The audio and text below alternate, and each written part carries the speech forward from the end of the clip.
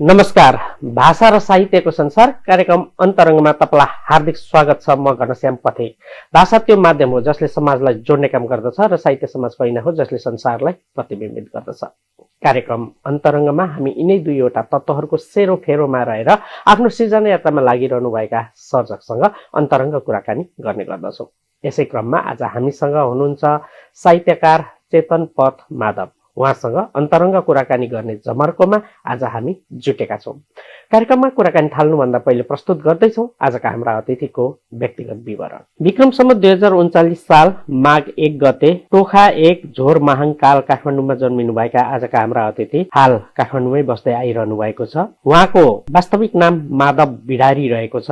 उहाँको माताको नाम सान्नानी बिडारी र पिताको नाम गोपी प्रसाद बिडारी रहेको छ। प्रकाशित कृतिहरूमा पुतली बाल कथा संग्रह, विषाक्त माया कथा संग्रह र 3वटा पुस्तकहरूमा उहाँ सम्पादक भएर बसिसक्नु भएको छ। हजुर, तपाईहरूले आजका हाम्रा अतिथिको व्यक्तिगत विवरण थाहा पाइसक्नु भएको छ। अब भने हामी कुराकानीको श्रृङ्खलालाई अगाडि बढाउँदैछौँ। यहाँलाई कार्यक्रममा स्वागत छ। हजुर, धन्यवाद सर। आराम हुनुहुन्छ? एकदम आराम छ। धेरै समयपछि कथाकारसँग मैले कुराकानी गर्ने अवसर पाएँ, अझ बाल कथा संग्रह निकाल्नु भएकोसँग।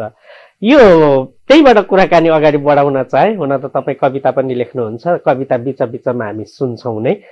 बालकथा, बालगीत अनि बालबालिकाका साहित्यिक खुराकहरू सम्झिने बित्तिकै अत्यन्तै मलाई चाहिँ गाह्रो लाग्छ।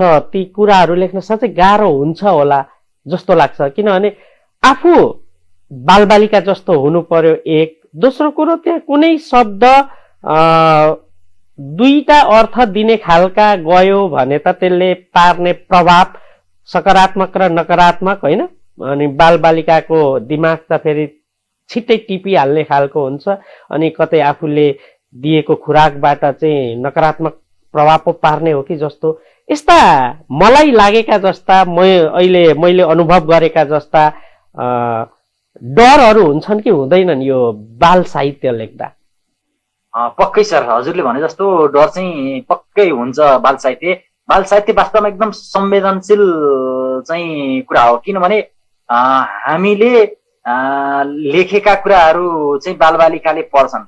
बालबालिकाले चाहिँ नि त्यो बालबालिकाको दिमागमा केही कुरा परिसकेपछि त्यो कुराले चाहिँ त्यो प्रसङ्ग त्यो चाहिँ नि हामीले अभिव्यक्तिहरू चाहिँ नि एकदम लङ टर्म एकदम लामो समयसम्म उनीहरूलाई प्रभाव पारिरहेका हुन्छन्। र उनीहरूले यस्तोसम्म मैले भेटेको छु कि जस्तै यो बालबालिकाहरूलाई परेको प्रभाव, यो जुन त्यो उमेरमा परेको प्रभाव पछिसम्म समेत त्यो प्रभाव परिरहेको चाहिँ नि कतिपय घटनाक्रमहरू पनि देखिएको छ। त्यसले गर्दाखेरि चाहिँ यो बाल साहित्य एकदम संवेदनशील विषय हो। यसलाई चाहिँ हामीले बहुत ख्याल गरेर लेख्नुपर्छ।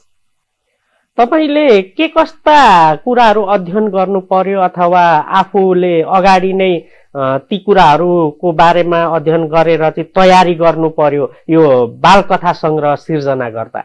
यसमा चाहिँ यस्तो छ, म विशेषतः बालबालिकाहरूसँग नै सम्बन्धित थिएँ। शिक्षक हुनुहुन्थ्यो? म शिक्षण पेसामा थिएँ। मैले अब लगभग 9-10 वर्ष चाहिँ नि शिक्षण पेसा अपनाएँ। 9-10 वर्ष शिक्षण पेसा अपनाउँदाखेरि ती साना चाहिँ नि बालबालिकाहरूसित चाहिँ घुलमिल हुने, उनीहरूको मनोविज्ञान कस्तो हुन्छ, उनीहरूको मनोभाव कस्तो हुन्छ, उनीहरूलाई कस्तो खालको सोचाइहरू आउँछ, यस्ता कुराहरूमा चाहिँ नि मैले राम्रोसित अध्ययन गर्ने मौका पाएको थिएँ। यसले गर्दा मलाई अलिक सहज पनि भयो। यसको अर्को प्लस पोइन्ट के हो भन्दाखेरि जस्तै एउटा शिक्षक भएर बालबालिकाको चाहिँ नि मनोविज्ञान बुझ्नु र एउटा चाहिँ अभिभावक भएर चाहिँ बालबालिकाको मनोविज्ञान बुझ्नु अलिक फरक कुरा पनि हुँदो रहेछ।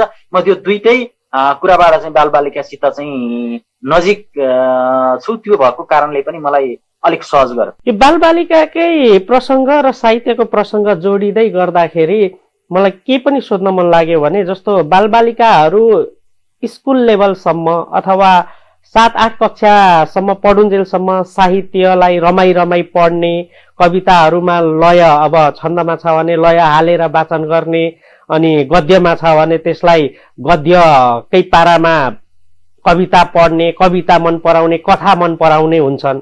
तर जब स्कुललाई छोड्दै जान्छन् 10, 11, 12 कक्षा पढ्दै जान्छन् अनि उनीहरूको साहित्यप्रतिको मोह चाहिँ घट्दै घट्दै घट्दै घट्दै गइरहेको भेटिन्छ। यसलाई तपाईँले मूल्याङ्कन गर्नुभएको छ? यो कुरा सही हो? एकदम सही हो। तर अझ म त अझ के भन्छु भने आज भोलि त तपाईँको त्यो 7-8 कक्षासम्म पनि बालबालिकाले चाहिँ यो साहित्य मन पराउँदैनन्। किन मन पराउँदैनन् भन्नु होला भने अहिले बालबालिकाहरू इन्गेज हुने, बालबालिकाहरूले समय चाहिँ नि खर्च गरेर विभिन्न माध्यमहरू छन्। जस्तै अब यो कार्टुनहरू भयो, अनि त्यसपछि अहिले त नेटबाट चाहिँ विविध कुराहरू हेर्न पाइन्छ। यस्ता कुराहरूले गर्दाखेरि चाहिँ यो पठन संस्कृतिको चाहिँ अलिकति बच्चादेखि नै अलिकति अभाव छ। एउटा कुरो यो भयो। अनि अर्को कुरो के छ भने अहिलेको हामी जुन चाहिँ नि समयमा गुज्रिरहेका छौँ, जुन समयमा हामी हिँडिरहेका छौँ, यो समय चाहिँ वास्तवमा हामी एक्लै हिँडेर सँगै छौँ तर एक्लै हिँडिरहेका छौँ। कसरी भने तपाईँको एउटा परिवारमा बुवा आमा हजुरबा हजुरआमा र नाति छन् भने सबै व्यस्त भएका छन्। कसरी भने अब के अरे हजुरबुवा हजुरआमा टिभी हेर्नुहुन्छ, बुवा मम्मी टिकटक हेर्नुहुन्छ, बुवा फेसबुक चलाउनुहुन्छ अथवा ट्विटर गर्नुहुन्छ अथवा के गर्नुहुन्छ। त्यो बच्चा फेरि आफ्नै दुनियाँमा कार्टुन हेर्छ अथवा चाहिँ उसलाई मन परेका चाहिँ सिरियलहरू हेर्छ अथवा गेमहरू खेल्छ, के गर्छ। यी सबै आफ्नै छुट्टै छन् भन्दाखेरि हामी सँगै भएर पनि छुट्टै छौँ यो समयमा। त्यो भएको कारणले पनि बच्चाहरूलाई आफ्नो अभिभावकले चाहिँ कसरी त्यो अध्ययनतिर रुचि गर्ने भन्ने कुरातिर चाहिँ हामीले सोच्नै भ्याएका छैनौँ, सोच्न पाएका छैनौँ। यो कारणले पनि बच्चाहरूको चाहिँ यो पढ्ने क्रम अथवा यो साहित्य पढ्ने, कविताहरू पढ्ने, कथा पढ्ने यस्ता चाहिँ यो पठन संस्कृतिमा चाहिँ बिस्तारै पछाडि परिरहेको अवस्था देखेको छु मैले। भनेपछि प्रविधिले संसार जोडेको छ तर परिवारलाई चाहिँ टाढाकोलाई नजिक ल्याएको छ, नजिककालाई टाढा पुर्याएको छ। एकदम यो एकदम त्यसको असर साहित्यमा पनि देखिएको छ। साहित्यमा त बहुत देखिएको छ। किनभने म आफ्नो कुरा गर्छु, म लगभग 12 पढ्ने बेलासम्म तपाईँको अत्याधिक किताब पढ्थेँ, साहित्यिक किताबहरू कति धेरै पढ्थेँ। यो अझ मैले त के गर्थेँ, एउटा चाहिँ यो लगभग आफू अलिकति सचेत भएर 7-8 कक्षा पढ्ने बेलादेखिबाट चाहिँ तपाईँको त्यो पछाडि चाहिँ नि एउटा किताबको चाहिँ नि आफ्नो घरमा सङ्ग्रह नै राख्ने, अनि त्यसपछि त्यो आफूसित भएका किताबहरूको सूची बनाएर टिपोट गरेर राख्ने, यस्ता क्रियाकलाप गर्थेँ। भेटेका किताबहरू चाहिँ ल्याएर अब घरमा अध्ययन गरिन्थ्यो एक्स्ट्रा कुराहरूको लागि। तर आजभोलिका बच्चाहरूले आफ्नो कोर्स बुक भन्दा बाहेकका किताब एउटै पढेका छैनन्। अब अझ म त के भन्छु भने कोर्स बुक पनि पुरा पढेका हुँदैनन्। स्कुलमा, बोर्डिङ स्कुलमा सर मिसहरूले क्वेसनको एन्सर लेखिदिनुहुन्छ, त्यो एन्सर छ बच्चाले, बस उसको अध्ययन त्यति हो। क्वेसनको एन्सर घोक्छ, एक्जाममा तिनै क्वेसनको एन्सर लेख्छ बच्चाले। त्यो क्वेसनको कुरो र एन्सरको कुरो के हो तिर पनि उसले चाहिँ त्यति एउटा दिमागलाई पनि उसले घुमाउन सक्दैन, उसले त्यतिसम्म उसले दिमागलाई खुला राख्न सक्दैन। त्यसरी बाँधिएका छन् बच्चाहरू। हजुर, हामीले कार्यक्रममा कविता पनि सुन्छौँ भनेका छौँ। एउटा कविता अब तपाईँको हामी सुन्छौँ। कविता वाचन गर्छु।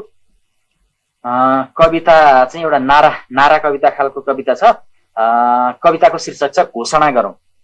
र यो घोषणा गरौँ चाहिँ यसरी सुरु हुन्छ। आऊ सबै जम्मा भएर एउटा घोषणा गरौँ। आऊ सबै जम्मा भएर एउटा घोषणा गरौँ। मान्छेलाई मान्छे बन्न नदिउँ, मानवता मुक्त देशको घोषणा गरौँ। बिब्ल्याठा चिन्तनमा निम्छराहरूको घाँटी निमोठौँ। हेर हुँडारहरूको जत्थाले कान ठाडो पारिरहेछ। बाँच्नकै लागि तिनै जत्थासँग मिल्नु छ हामीले। अग्ला र राता घरको तखतबाट बिस्तारै छरिँदैछ सन्नटा र अन्धकार। अन्धकार अवसर पनि हो। हुकेचिल र लाटो कोसेरोहरूको पर्खाइ सकिँदैछ। केही बेरमै बस्ती बिरानोमा बदलिनेछ। झ्याउकिरी र भ्यागुत्ताहरू रुनेछन्। एक टुक्रो डरले संसार आक्रान्त हुनेछ। त्यसैले आऊ देशलाई स्याल र हुडार अनि गिद्धमय बनाऊ। मानवता मुक्त देशको घोषणा गरौँ। जमिनलाई बन्जर बनाऊ, जमिनलाई बन्जर बनाऊ, रगत र विषको वर्षा डाकौं, सारा जीवनलाई नष्ट गर्नु छ, निर्भरताको चिरपट बालेर परनिर्भरताको परिकार पकाउनु छ र चिम्नीबाट मुस्लो फ्याँक्नु छ, ताकि विवेक निसासिएर ढलोस् र मूर्खट्टाहरूले विवेकलाई कुल्चेर रक्तपात गरून्। त्यसैले आऊ एउटा पृथक भेला गरौं, देशलाई मूर्खट्टामय बनाऊ अनि मानवता मुक्त देशको घोषणा गरौं। आगो जीवन्त छ, आगो जीवन्त छ, भोकको आगो, शोकको आगो, वियोगको आगो, क्रोध र त्रासको आगो, चितासम्मै पुग्छ आगो र खर्लप्पै निल्छ। त्यसैले डढेलो लगाऊ, सर्वत्र देशलाई खरानीमय बनाऊ अनि मानवता मुक्त देशको घोषणा गरौं। नयाँ मुखुण्डले अनुहार छोपौं, नयाँ मुखुण्डले अनुहार छोपौं, हातमा काला पन्जा लगाएर कालो धनको कारोबार गरौं।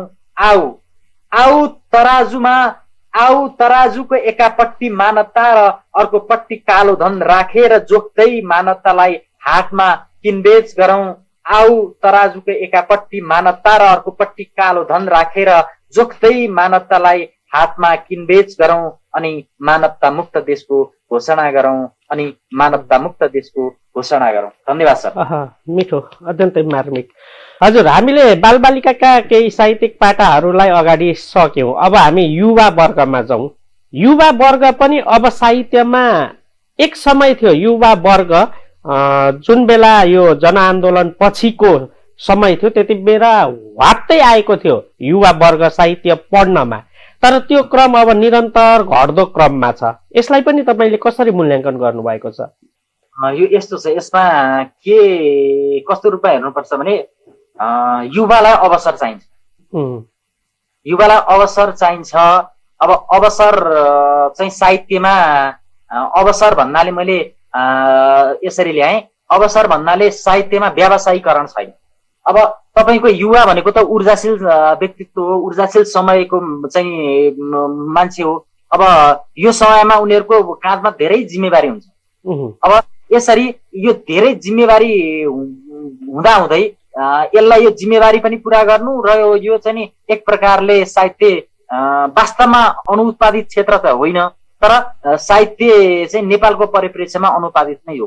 त्यो भएको कारणले यो चाहिँ कसरी युवाहरू चाहिँ व्यावसायीकरण नहुने बित्तिकै उनीहरूको चाहिँ दैनिकी त चल्नु पर्यो, दैनिकी चल्नु पर्यो, परिवार चल्नु पर्यो, यावत कुराहरू त चलाउनलाई साहित्यबाट वास्तवमा सम्भव छैन। त्यो भएको कारणले पनि बिस्तारै अब केही समय त्यतिखेरको समयमा चाहिँ अलिकति एउटा चाहिँ विशेषतः सञ्जालकै कारणले पनि हो, वात्तै युवाहरूको जमात आएको थियो। अहिले त्यो बेलाको तुलनामा अहिले पनि युवाहरूमादेखि लिएर साहित्यको चाहिँ नि यो आकर्षणमा चाहिँ अहिले पनि छ, अहिले पनि म बहुत देख्छु, तर त्यो बेलाको तुलनामा चाहिँ अलिकति आइरहेको चाहिँ छ, पक्कै हो यो कुरा चाहिँ। हजुर, पक्का पनि।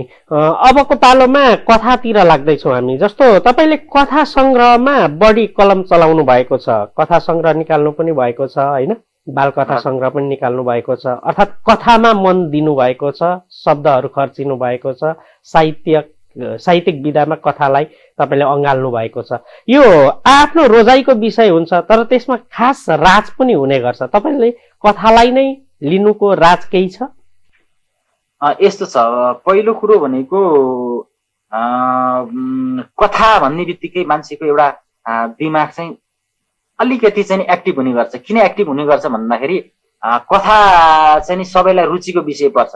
यो चाहिँ नि जस्तै कविता भन्ने बित्तिकै कवितासित रिलेटेड जो मान्छे चाहिँ कवितासित सम्बन्धित छ, कविता लेख्छ अथवा कविता पढेर आनन्द लिन्छ, त्यस्ता मान्छेलाई कविता मनपर्छ।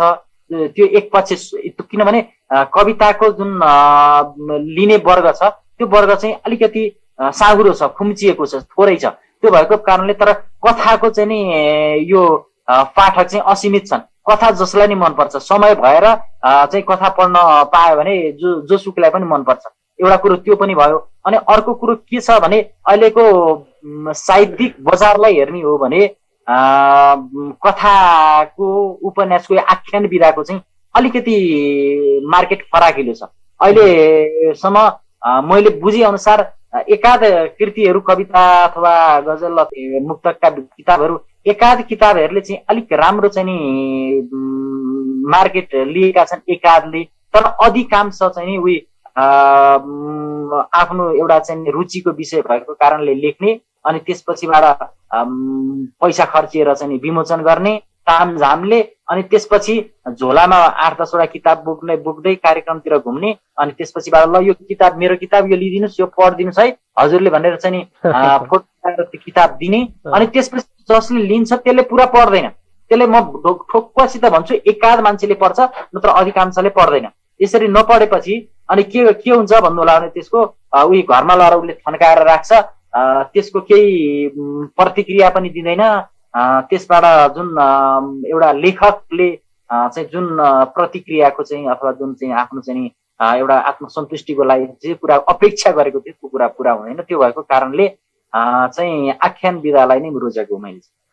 हजुर, जस्तो कथा लेख्दै गर्दाखेरि अथवा कथाका पुस्तकहरू आउँदै गर्दाखेरि अहिले पनि के भनिन्छ भने कर्तव्य, नासो, छिमेकी जतिका सशक्त कथाहरू अझै पनि आएका छैनन् नेपाली साहित्यमा, तिनीहरूलाई मात खुवाउने कथा अझै पनि लेख्न सकिएका छैनन् भनिन्छ नि। तपाईँलाई चाहिँ कस्तो लाग्छ? यसमा यस्तो छ, अब यो चाहिँ कस्तो छ भने सबै लेखकहरू उत्कृष्टै लेख्ने हुँदैनन्। त्यो त हो, लेखकहरू उत्कृष्ट लेख्ने हुँदैनन् अथवा सबै उत्कृष्टै लेख्ने लेखकले पनि लेखकका रचनाहरू पनि सबै उत्कृष्ट हुँदैनन्। किनभने कतिपय कुरा मैले कतिपय यस्तो पनि देखेको छु लेखकले एकदमै अपेक्षा गरेको छ मैले यति राम्रो लेखेको छु भनेका कृतिहरू पनि तपाईको पाठकले मन नपराएका घटनाहरू निकै मैले देखेको छु, प्रत्यक्ष रूपमा देखेको छु। कुनै कुनै लेखकले चाहिँ यो कृति चाहिँ खासै अब मैले त्यति अपेक्षा गरेका छैन भनेका कृतिहरूमा चाहिँ पाठकले अत्याधिक रुचाइदिनु भएको छ। यस्तो पनि घटनाक्रमहरू पनि छन्। तर वास्तवमा भन्यो भने एक समय थियो कथा यो उपन्यास आख्यानका कवितैका कुरा गरौँ यति गहिरो चाहिँ नि लेखाइ थियो। तर आज भोलि चाहिँ के छ अहिले न पाठकले त्यस्ता कृतिहरू रुचाउँछन् न लेखकले नै त्यस्ता कृतिहरू लेख्छन्। जस्तै म चाहिँ नि तपाईँको अलिक भनौँ न अलि टिन एजमा हुँदाखेरि मैले जुन कृतिहरू पढेँ, जुन लेखकका किताबहरू पढेँ, त्यो किताबका मिठास अहिलेको किताबमा म पनि भेटाउँदिनँ। किन भेटाउँदिनँ भन्नु होला भने एउटा त्यो त्यतिखेरको मेरो मानसिक अवस्था कस्तो थियो, म कस्तो चाहिँ नि सोचाइमा थिएँ, म कस्तो अवस्थामा थिएँ, मेरो उमेर कतातिर ढल्किँदै थियो, त्यो कुराले पनि बहुत प्रभाव पार्दो रहेछ साहित्यमा भन्ने जस्तो लाग्छ मलाई। म जस्तै प्रसङ्ग बताउँछु हजुरलाई। म भर्खर चाहिँ नि अहिले एसई भन्छ एसएलसी दिएर कुन कलेज पढ्ने भन्ने एउटा चाहिँ नि तयारीमा थिएँ। अनि हामी 5-7 जना साथी चाहिँ त्यो कलेज खोज्नको लागि एउटा कलेज जाने अर्को कलेज जाने यस्तो प्रसङ्ग हुँदै थियो। त्यही प्रसङ्गमा मेरो एउटा किताबमा आँखा पर्यो। यो चाहिँ विश्वेश्वर प्रसाद कोइरालाले लेख्नु भएको श्वेत भैरवी कथा सङ्ग्रह चाहिँ नि मा चाहिँ मेरो आँखा पुग्यो। त्यो किताब मैले किनेर घरमा ल्याएँ, त्यो किताब पढेँ। त्यो किताबमा एउटा कथा छ राइटर बाजे भन्ने, त्यो कथा मैले पढेपछि मलाई चाहिँ नि यो यस्तो फिल भयो कि त्यो कथाको पात्रै म त्यो कथामा बगिरहेको छु। त्यो कथाले मलाई त्यो बेलादेखिबाट अहिलेसम्म प्रभाव पारिरहेको छ। तर त्यो कथा मैले त्योभन्दा पछाडि दोहोऱ्याएर त पढेको छैन। अहिले पढ्दाखेरि के हुन्छ त्यो चाहिँ नि मैले अनुभव गर्न इच्छा गरिरहेको छु। त्यसको समय मिलेको छैन। अहिले चाहिँ त्यो किताब मसित रहेन। त्यो किताब म खोज्दै पनि छु। यसो प्रसङ्गवस्तु किताब भेटियो भने म पढेर त्यो खालको पनि मलाई अनुभूति गर्न मन लागेको छ। मेरो त्यति बेलाको त्यो किताबले मलाई किन यति धेरै प्रभाव पार्यो र अहिले त्यो किताबले त्यो पढ्दाखेरि मलाई कस्तो चाहिँ असर पर्छ भन्ने खालको चाहिँ एउटा अनुभव पनि गर्न चाहन्छु। त्यो खालको छ। त्यो भएको कारणले अहिले चाहिँ आफूले खोजेका जस्ता कथाहरू आख्यानहरू भेटिरहनु भएको छ कि छैन नेपाली साहित्यमा अहिले निस्किरहेका केही समय अगाडिदेखि अहिलेसम्म? अहिले वास्तवमा भन्यो भने त्यति नै प्रभाव पार्ने शक्तिशाली कथाहरू चाहिँ मैले भेटाएको छैन। उपन्यास कथा सबै कुरामा चाहिँ मैले भेटाएको छैन। त्यति नै कस्तो भने दुईटा कुरा हुन्छ क्या। एउटा कुरो के हुन्छ भने कुनै कृतिले यति बगाउँछ कि त्यसमा तपाईँले विषयवस्तु उसले कस्तो खालको विषयवस्तु रोजेको छ, कस्तो खालको चाहिँ नि त्यो घटनाक्रम बनाइराखेको छ सित सरोकार छैन कि त्यो पात्र बग्दै जाँदाखेरि, त्यो पात्र एउटा हिँड्दै जाँदाखेरि त्यो पात्रले तपाईँलाई डोरायो कि डोराएन भन्ने हुन्छ। त्यसरी डोराउने यति त्यो एउटा कृति हुन्छ, त्यसले चाहिँ पाठकलाई एकदमै असर पारेको हुन्छ। पाठकलाई चाहिँ एक प्रकारले भन्यो भने सम्मोहन गर्ने भन्छ नि, त्यो सम्मोहन गरिराखेको हुन्छ एउटा कृति चाहिँ के हुन्छ भने जस्ट के भन्छ इन्जोय हुन्छ नि, एउटा रमाइलो दिइरहेको हुन्छ, पाठक पढिरहेका हुन्छन्। त्यसमा चाहिँ घटनाक्रम पनि राम्रै होला अथवा त्यसले दिने एक प्रकारको अब कथा कुनै पनि रचनाले यो एक प्रकारको शिक्षा पनि दिनुपर्ने हुन्छ भन्ने सोच्छु म। त्यो शिक्षा पनि दिइराखेको हुन्छ, तर मान्छेकोलाई चाहिँ एउटा मनमा ठ्याक्क टच गर्ने खालको वातावरण बनाउनु पर्ने हुन्छ। त्यो चाहिँ आजभोलिको कृतिहरूमा चाहिँ मैले देखेको छैन। अब हामी आगामी दिनमा त्यस्ता कृति आउँछन् भन्ने आशा गरौँ होइन। लगभग हाम्रो समय अवधि पनि आजको लागि सकिनै लागेको छ। छोटो मिठो कुराकानी गर्ने गर्दछौँ हामी आधा घण्टाभित्रमा। यो समय उपलब्ध गराइदिनु भयो, यहाँलाई धेरै धेरै धन्यवाद। आगामी दिनहरू सफल रहन्, साहित्यमय रहन्, हाम्रो शुभकामना छ। जाँदा जाँदै हामीलाई हेरेर सुनेर साथ दिनुहुने दर्शक श्रोतालाई के भन्दै बिदा माग्नुहुन्छ? म सर्वप्रथम त यहाँले यो अवसर दिनुभयो, यसको लागि म धेरै धेरै धन्यवाद दिन चाहन्छु। म यहाँप्रति बहुत कृतज्ञ छु। त्यसै गरी यो हिमशिखर टेलिभिजनलाई पनि म धेरै धेरै आभार टक्र्याउन चाहन्छु। र जस श्रोताले हाम्रा चाहिँ नि दर्शकहरूले हेर्दै हुनुहुन्छ उहाँहरूलाई पनि म यो कार्यक्रम हेरेर प्रतिक्रिया दिनुहोला, मेरा विचारहरू सुनेर यसको प्रतिक्रिया दिनुहोला भन्दै भन्छु र यति भन्दै बिदा हुन्छु। हस्, धन्यवाद। हजुर, कार्यक्रम अन्तरङ्गको लगभग समय अवधि आजको लागि सकिनै लागेको छ। हामी अर्को हप्ता फेरि पनि नयाँ श्रृङ्खलामा नयाँ अतिथिको साथमा उपस्थित हुनेछौँ। तबसम्मको लागि कार्यक्रम अन्तरङ्ग तथा कार्यक्रम अन्तरङ्गका सम्पूर्ण युनिट बिदा चाहन्छौँ। हवस् त, नमस्कार।